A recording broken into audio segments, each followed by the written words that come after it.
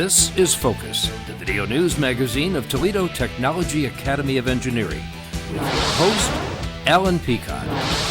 Paperweights have been around for centuries. Normally, they're made of glass. But the juniors in the Computer Integrated Manufacturing Lab are creating a different kind of paperweight, made from a solid block of metal. I'm Punyaphat Khrongyut in the junior labs, and just you wait. Drones are the in thing, especially among photographers. TTA has formed a small group of students who currently fly and even repair them. And they're aiming to build a drone from scratch and then enter competition. I'm Xander Brown with the Drone Club, and I'm going to take you up, up, and away. TTA students often play sports for other area high schools. Ayden Drew has been playing a traditionally rough and tumble sport for 7 years, hockey.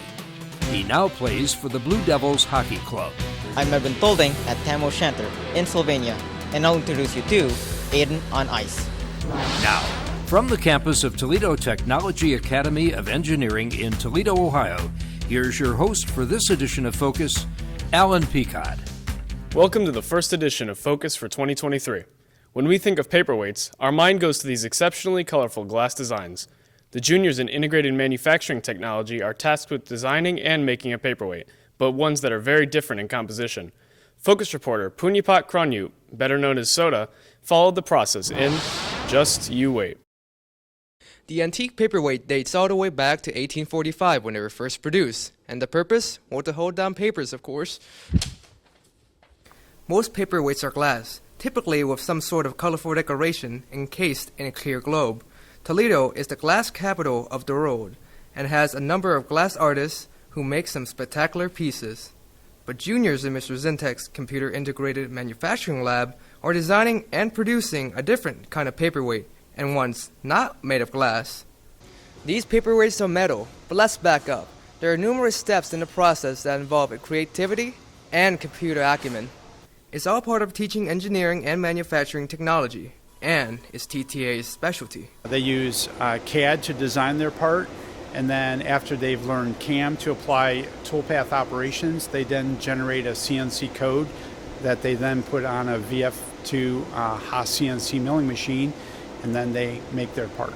It starts with the initial design. The bottom will be engraved with the student's name and their year of graduation. The top is a much more intricate design, but within the parameters of manufacturing constraints. That is, what the CNC machine is capable of. Reproducing the Mona Lisa is out of the question. Once the design is approved, students print out an engineering and detailed drawing for approval by Mr. Zintek.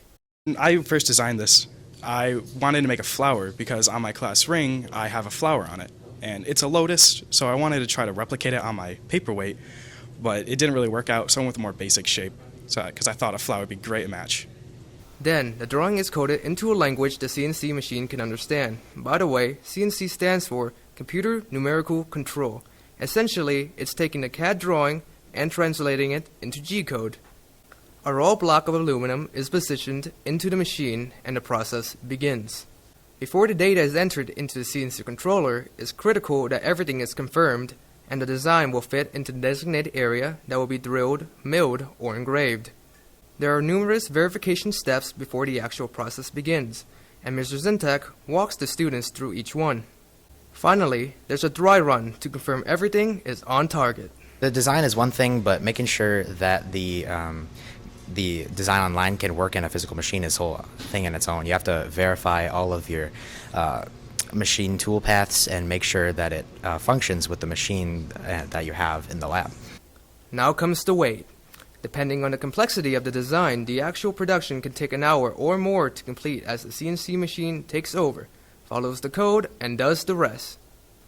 When it's finished, the students will have a keepsake about their experience, and they will have put into practice everything they have learned about manufacturing technology. By the way, this is my paperweight, and I plan to keep it for a long time. Reporting for Focus, I'm Punyaphat Khrongyut. Today, drones are used for a wide range of things, everything from aerial photography to construction supervision, and even in military applications. 3 TTA students have formed an alliance to not just fly drones, but to fix them, and ultimately compete against other schools and races. Focus reporter Xander Brown took to the skies with the trio in Up, Up, and Away. Would you like to ride in my beautiful balloon? Would you like to ride in my beautiful balloon? This is far from a hot air balloon. Drones are really high-tech, and 3 TTA students have started a club that specializes in drones. Dalton Buck, Dorian Miller, and Ray Friedel caught the eye of Mr. Volk, who also is into drones, and he suggested they form a group that's all about these amazing flying machines. This summer, I started working on drones, and it got more intense as the school year went on. I found some friends that really like drones, and it evolved to me teaching them how to work on all this stuff and how everything works with the drones, and here we are now. Dalton has over 30 personal drones, from small, inexpensive ones to very high-end units, costing around $6,000. Some he's actually made himself. But this is more than a hobby for him. He recently partnered with WTOL Channel 11 to shoot footage of the Susan B. Komen Race for the Cure. He also shot video for the VFW's golf outing, and for the University of Toledo math camp. The group not only flies drones, but they fix them as well when there's shall we say, altercation. In other words, when they crash. This uses all aspects of engineering taught at TTA. Often, the repairs can go from minor to extensive, but the trio is more than up to the challenge. Down the road, they hope to get involved in drone competition representing TTA. They're working with the same company that sponsors Vex Robotics to build a drone and then enter it in competition. While Dalton has the most experience, Dorian is still somewhat of a neophyte to the drone culture, but he's totally on board. Dalton came to me one day and he said, "I'm starting a drone club. You want to join?" I was like, "Sure, I'll join." So I got a drone, and it's been fun flying it, fun fixing it, and yeah, I've been liking it a lot. The third member of the trio is Ray Friedel. His buddies say that he's the brains behind the drones. You know, the math and science guy. What I like about drones is that they're just cool to work on. I love like getting into the little nitty-gritty calibration of them, just fixing them. I haven't programmed any of them yet, but I hope to. They're just really cool to work on, and I feel like I can fix them all day. Okay, enough of sitting on the sidelines. We have our own DJI drone, and we're about to have a little flying fun. I'm going to launch our drone and chase theirs.